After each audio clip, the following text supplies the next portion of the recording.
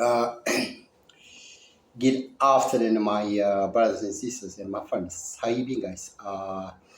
I came today with some kind of related to the chain of themes, ideas that I was posting. So today I'm going to speak about religious faiths that we have, how they shaped us. So Judaism, Christianity. Well, everyone was Christianity, isn't it?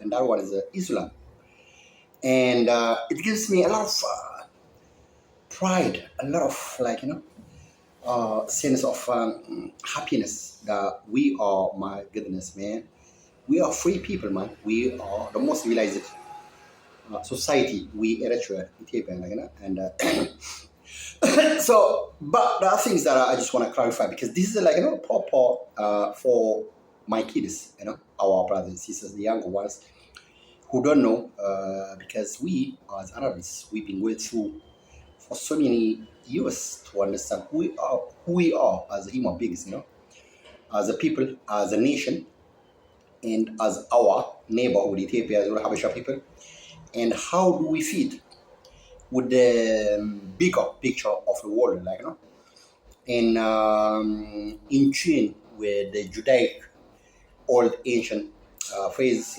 our African phase, and our Christianity, and we got some Muslims as well. So how do we go and keep going in a kind of more harmonious, peaceful way for the future, without upsetting our our values, kibretatna, our way of thinking, our independence, as our self confidence and comparison with the rest of the world, the thing is, the Ethiopians have got this habit of, because when you try to enslave someone or colonize someone, what you do is first you shatter and destroy their value, okay, their sense of identity, self confidence, everything that they are proud of. You completely shatter that off, shatter them down, okay, and you break them apart. Then you make them as a new. It's kind of this like a clay, okay, color. This kind of this clay thing, so like this mud. You kind of this clay that we do. I see with our kids, all this mud house in a sand house, sand clay hut in a kind of beach in the sea. It's the same thing. So that's what the Europeans, the Arabs, the Jewish people, that's what they do with people like that, because it's all about control that human mind of Eritrea and Ethiopia, then make them slaves, you kind of servants forever. Okay, so that's the whole idea. That is completely the number one motive of every colonizer, every enslaver, entity that comes from outside. Okay, so I was battling with this idea of the Ark of the Covenant. Okay, King Solomon, we are the Solomonite, people. Queen Sheba went to King Solomon with all his grandeur. King Solomon is King Solomon, my friend. Okay, the epitome, the quintessential. Sometimes I'm really old. I don't use words that I don't know of. Okay, that is the central idea about wisdom. Okay, so you got all this Greek wisdom from the past, all these philosophers about Socrates, and all the people Aristotle, all these people from the past. So that was their wisdom. All this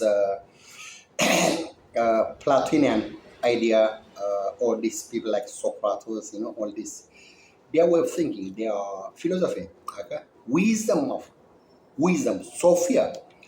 From Sophie came Sophia, Sufism, okay? In Arabs as well, all these Muslim believer countries, okay? So that was the reason why we have all this Freemasonry, all these people, the Templars. Okay? Our bodies are a temple of divinity, a temple of God, my friend. Okay, it's a temple of purity, temple of sacredness. That's why we don't destroy it into all this dirt, my friend, all the nasty, immoral things. Okay, so that is the whole thing about the wisdom of in other way, I think about King Solomon, wisdom, he built, I think it took 7 years. How many years was that? The greatest temple in human history, King Solomon, wisdom, my friend. So much powerful, man. Okay? Everyone, all the queens, emperors of all the world, they were going to his court, to his wisdom. Okay? The same way he was a pure, a sacred, my friend. Okay? And defiled. Okay? Not dirt. Not defiled, holy. That's the whole thing. Our bodies are holy, my friend. That's why I don't argue with all these people like this homosexuality, all that kind of stuff.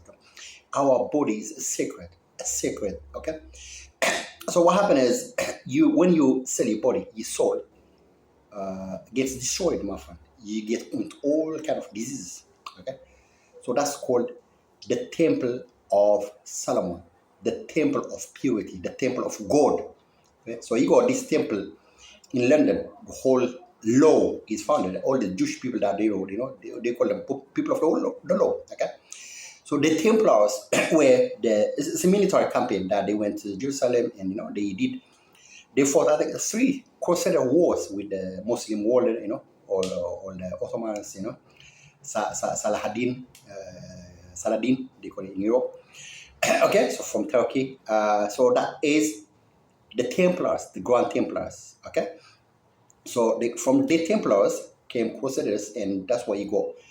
Temple is all about the idea about a temple, Solomon temple, the house of wisdom. Okay, our body is the same thing. Okay, so all these Templars were military campaign for the Roman Catholic, but my friend, it's more to do with motive. All these very poor people, they were dedicating themselves. I think some of them might have been very passionate. They had all this pure idea, holiness. Okay, but the whole idea was, most of it was just about military campaign, control. Okay, and so there was a lot of war. So sorry, I don't want to divert my idea. It's all about our bodies. Our bodies are sacred. Okay, it's like this temple of Solomon, wisdom. Okay, so that is outside, external grandiosity of architecture, beauty of the temple.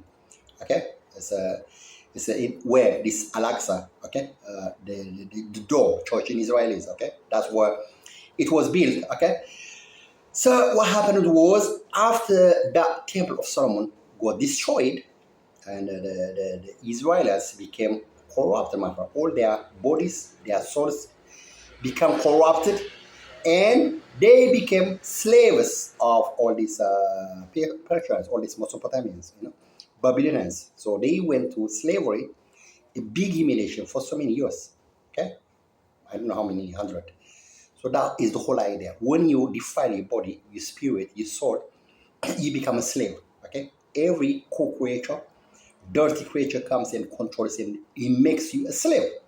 Okay, so that is what all about is. Okay, Temple of Solomon, house of wisdom, house of God presence in your body, in your soul, in purity, in your holiness. That's the whole idea. Okay, the other architectural, the building, the brick, and high scraper buildings is all about the outside external facade. Okay, it doesn't express, it doesn't say about you internal sacredness. Okay, holiness, your soul being pure and always positive thing. Okay, that is the whole idea.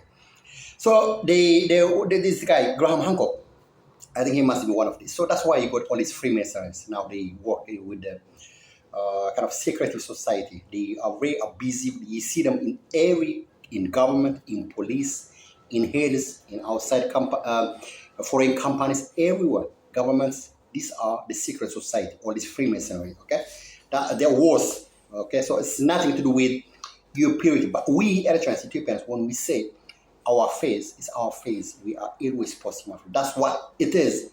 That's what it glued us all together. Until now, no enemy came from outside, whether it's Europeans or the Arabs or any other foreign entities, governments. They couldn't control us all these centuries, so many millennials. Okay, that is our central idea, is our purity, okay, our holiness, our belief. Okay, so when people believe and they run away to the mountains, to isolate themselves from all this wicked, evil work of all the humanity, they go to little mountains somewhere, my friend. They just go there, praying, living there. Okay, it's not because they're stupid. It's not because they don't fancy all that kind of stuff. They just wanna have all their souls in holiness, purity. Okay, so that's our central point of our faith. I think I'm 100%. My kids, our children, will follow this up. Okay, so that's the destruction of the Temple of Solomon, humiliation to the Jewish people, to the Israelites. For 2,000 years, the Romans did it. Okay, so they came back to that place. So, but the whole thing is not about the building. It's not about the building. It's the human inside you, your actions, your thoughts, your deeds, how you, carry your life. That's the whole thing. Okay? Solomon wisdom, Temple of Solomon wisdom. Are you following me? So this writer called Graham Hancock, I think he told us on his book. He researched the book for over 10 years or something. So he wrote about this, the sign and the seal. So about all the Ark of the Covenant. What's covenant? Covenant means like, you covenant that kind of like, you swear, oh my goodness, I'm not going to do anything bad. That you swear with your God that you're not going to do anything bad. Or to be covenant with your country, with the community, with your wife, girlfriend. That's called covenant. Ark of the Covenant, okay, is symbolism. That's how I see it. Well, different people have got different interpretations. So, Ark of the Covenant means when our mother, Queen Saba, went to Israel and slept with King Solomon, she had a baby, and a baby came, and he was born in Lalibela in Asmara. Okay, so that's the whole dynasty of Habesha raised in Asmara, the capital city. All Habesha people, Eritreans, okay, Tigray, all of you, okay, all the people in Tigray, okay, all the people in Amhara, all the whole Ethiopia. That is our foundation base, my friend. Okay, they call us the Sabians. There's a lot of debate about how we got that name. I told you last time about this guy. He's a Persian doctor in the 1200 or 1100. His name was Ali, Ibn Ali Sina. Abi Sina. The guy had this argument. Actually, I like his article. He's always saying, if a human being spirit, the soul, okay, gets sick, then the whole body gets sick as well. You get crippled, my friend. Your balance of your thought, your actions, your thought, everything is corrupted. So, like, all your bones, the whole body framework of your architecture gets destroyed. That's the whole idea, okay? Well, that's why it says in the Bible as well, everywhere. So that was the name. That's my postulation. I don't know what I can call it, postulate or theory. But Habesha name is like a derogatory name that Arabs use to say we are like, kind of like a bastard, beautiful people, man, very handsome people. Okay, for us it's beautiful. Habesha name means a lot of grandeur, man, the best thing. Okay, it's a decoration of kind of like your identity. We love all our looks. We don't have no inferiority whatsoever. In fact, we feel so much proud about it. Okay, so Habesha means a pride, my friend, a pride and dignity. Habesha race, the strong race, fighters, soldiers. Okay, the strongest fighters for Muhammad soldiers were the Habesha people. Okay, that's why he called them Jabarti. Al-Jabrani means like, they made me stronger. They gave me power. So these are the Eritrean Ethiopians, my friend. They were all his soldiers, my friend, going to all the mountains, all in Asia, in Europe. So these are the soldiers of Muhammad in the whole world. Okay, these are the strongest people, the Habesha people. Okay, my friends, I just want to clarify. All our kids, they don't know this. Okay, so I want to say about the Ark of the Covenant. So it's when you read the Ark of the Covenant, we told it's been stolen to Ethiopia, to Eritrea. Okay, and people say it's in Aksum Sion, in Aksum, Madam Sion. My idea is Ark of the Covenant means like, you covenant with God. Okay, it's not the physical thing as we call it in Tabot. It's our idea, always our action, our prayers, our possibility. We are always in connection, in covenant with God. You get my point? That's why all these Jewish people, all the international people, they miss it. They always dig and follow where is it? Is it in Israel? Is it in Addis Ababa? Is it in Aksum? Is it in Makala? Is it in Asmara? Everything like that. Okay, it's the virtual, intangible idea that we got covenant with God, my friend. Doesn't matter the amount of adversity that we go, we always pray. We are the goodest, my friend. Always possible. The Jewish people, they don't have this. Okay, that's why they lost the Ark of the Covenant. Okay, so it's not the physical box.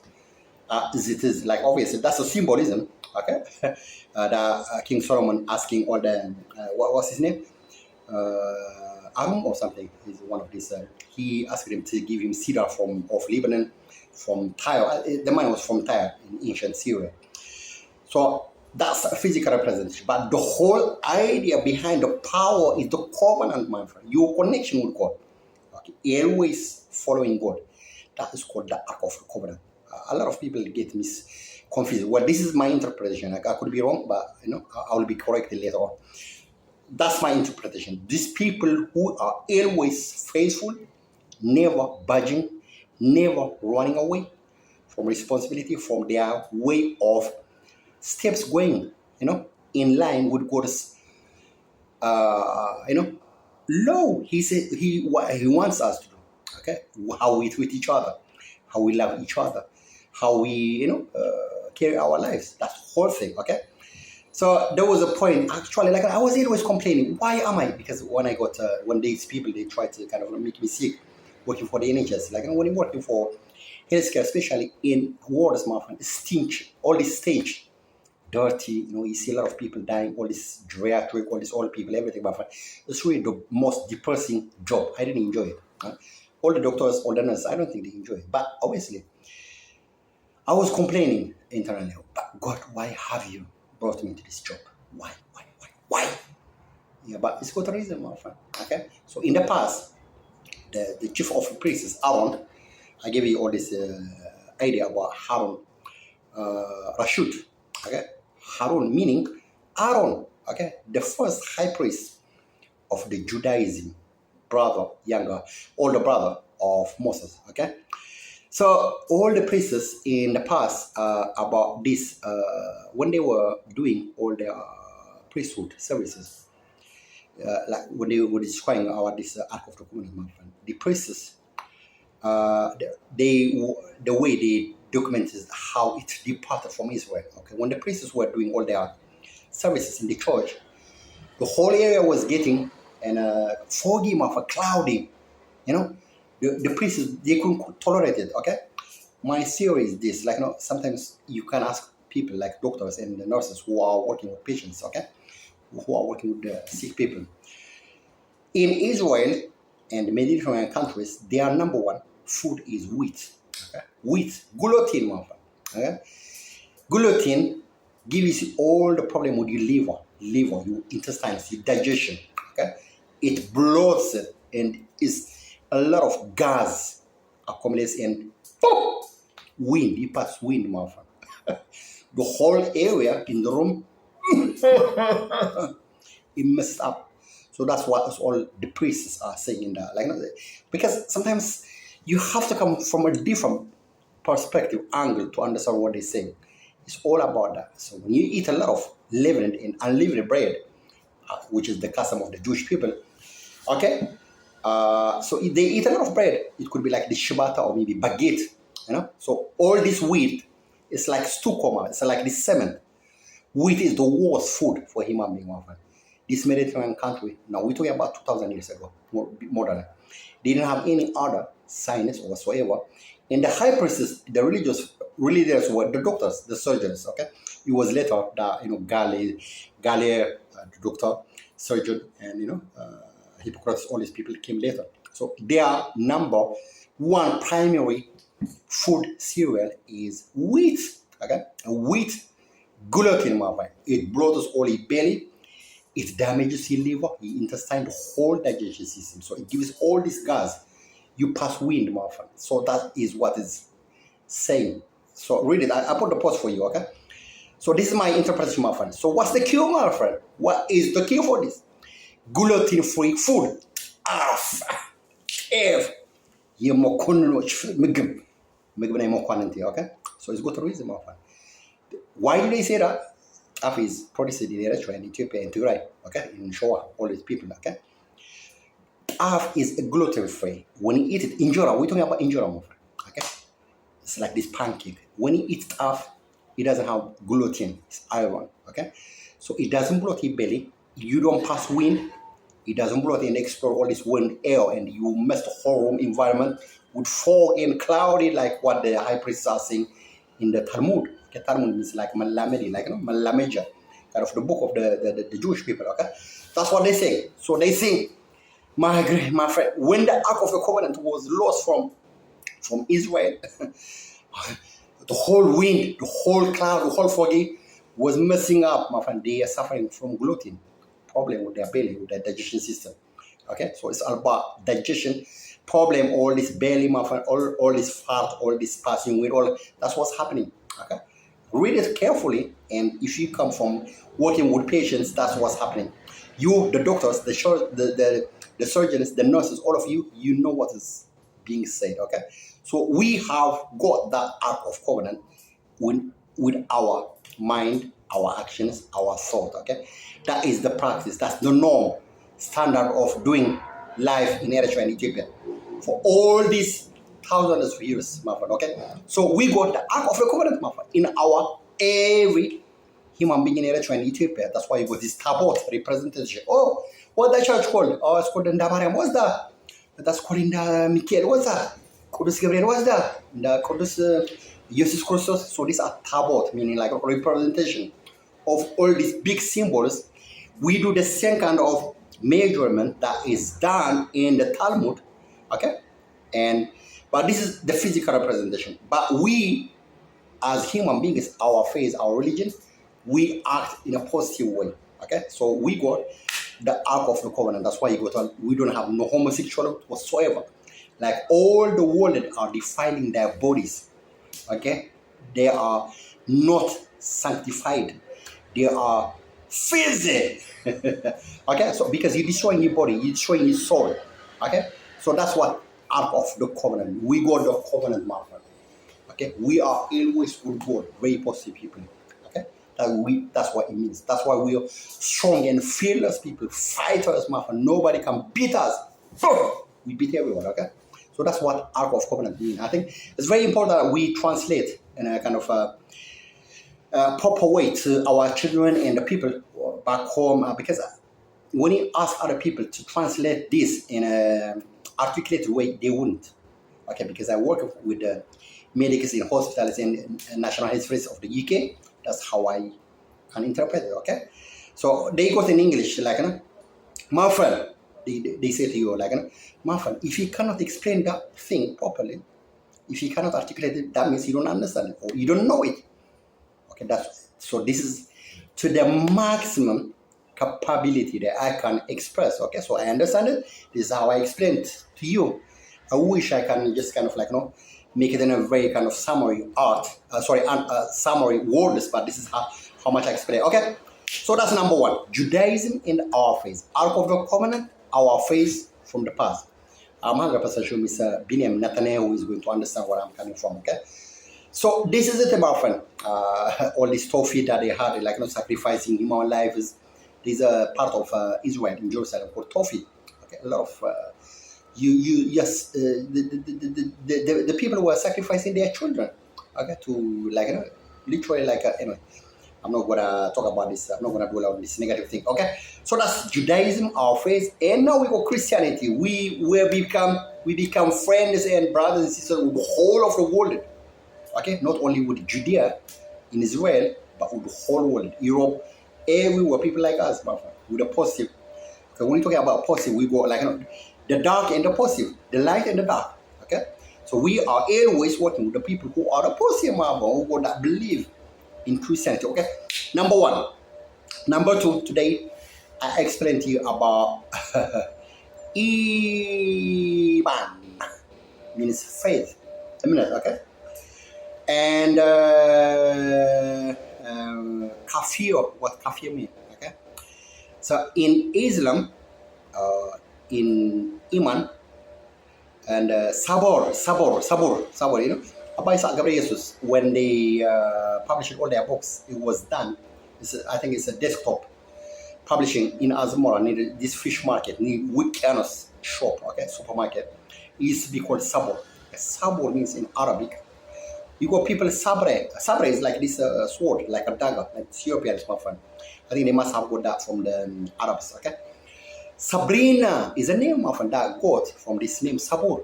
Okay? Sabur means in Arabic patience, my friend. Doesn't matter the kind of adversity that you go, the pain, my friend, the hopelessness, the fight with everything, with your health, with your job, with your finance, with life in every journey. That's called sabor, patience to the maximum. You always are clinging into your faith, my friend. Okay? Sabor, patience. Okay? That's the word. Sabor printing press is Islam, so it's gonna take us into Iman, which is faith. In Christianity and in Islam, they go Iman. They go, okay. Those people who don't believe in this God idea are called infidel or kafir. Okay, I just want to clarify. Okay, so in this Iman, there are 77 laws, which I don't like many of them. Okay, number one, it makes all the people, because a lot of times I used to complain about Eritrean and Ethiopian, especially Eritrean Arabs. They have this inferiority. We as Eritrean Christians, we fight for the Christians and for the Muslims. We as brothers and sisters, okay? We believe they are part of our flesh and our everything. They are our brothers, okay? In terms of their DNA, everything. But spiritually, they are Arabs, okay? They always fight for the lordship of Arab language to be replaced instead of Tigrinya, which is inferiority from, in fact, slavery. Okay, we think and we believe Arab is is a religion of war, is a religion of slavery. Okay, that's why our ancestors in the past gave asylum to Muhammad. He came back organizing all his military, and he made all these people believe into Iman by the fear of the sword. Okay? Sabur. No, sorry. Sabre, by sword. Okay? All the people changed their names from Gabrostos, whatever it is, from Eyob into Muhammad. Muhammad, Sa'id, Ali, whatsoever. Okay? So it was done by fear, trepidation, my friend. The whole Iman 77 law is all about fear. So if you got disagreement with your children, with your wife, with your brother, with your sister, with your parents, Muhammad should come first. Can you believe it? Like, it's a fear. It's a fear. Being dependent, making you dependent. He's a military soldier. Muhammad means he's a general, my friend. He's a military leader. Islam is a military religion. So he takes all the love and the whole family components from you, and he shifts. This is what they call the Europeans, lift and shift. Takes it to himself and make you rely on him. So you are under the mercy of him. Because, my friend, you broke all your connection with your sisters, your brothers, your mom, your dad, your children, your wife, everything that you got in society, you completely take it away. You forsake the ego under his mercy to rely on him, dependable. Okay, so he's your God. You don't have anything else. So what he's saying is, you have only to worship Muhammad. Okay, that's slavery. Slavery, okay? Number one. Number two, another one, I think number 21 of the 77 laws. It says, it's very crazy, you should feel inferior with yourself, okay? Which is our fight. In Eritrea, my friend, all these years, because we don't want to feel inferior. We are superior, my friend. We are Eritreans. That's our identity. We don't know Muhammad. We don't know all the Jewish people. They want to make us as slaves. We don't know all these Europeans who try to make us as slaves, my friend, okay? We don't have to feel no inferior to no one. Okay, that's why I disagree. So this is a religion of slavery. I don't like it, I was always questioning, why are these Eritreans feeling more Arabs than the Eritreans? Why do they? Because they were always fighting. No, Eritrean official language should be an Arab. It should be changed into Arabs. Okay, these are, my friend, people who speak Tigray, in other languages, ethnic minority languages. Instead of focusing on their identity as as a very sort of confident people, they gave all their power, their identity, their language. Language means a lot, my friend. It's about you. It's not about Muhammad. It's not about Arabs, my friend. These Arabs, because they got desert sand, okay? They don't have no agriculture in their place because they want to have more resources and people. They created Islam, killing everyone. It's religion of war, okay? So in Islam number 21, out of the 77 laws of Iman, they wanted to make himself as inferior. Okay? Two things. Number one, Muhammad was to take everything as a precedence. You have to forsake everything except to serve him. Slavery. Number two. Okay? I don't like them. I haven't read all of them. So this is the thing, my friend. This is my question answered. All the Muslim Islam religion faith followers in Eritrea, they give their faith, their religion, of Mohammedism and Arab identity by selling and giving theirs into them, which makes us more vulnerable. Okay, because these are not, my friend. This is not normal. This is a proper slavery, my friend. This is a proper colonization. This is inferiority, my friend. The worst thing. I wouldn't do that, my friend. So now that question has answered for me because they believe they are Arabs, my friend. Because this is what he does. So these are one of the 77 laws.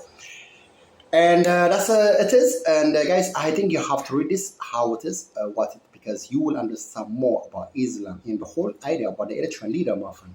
I think he should be an Muslim man, because he takes all our powers only to worship him. This is kind of Muhammad part 2.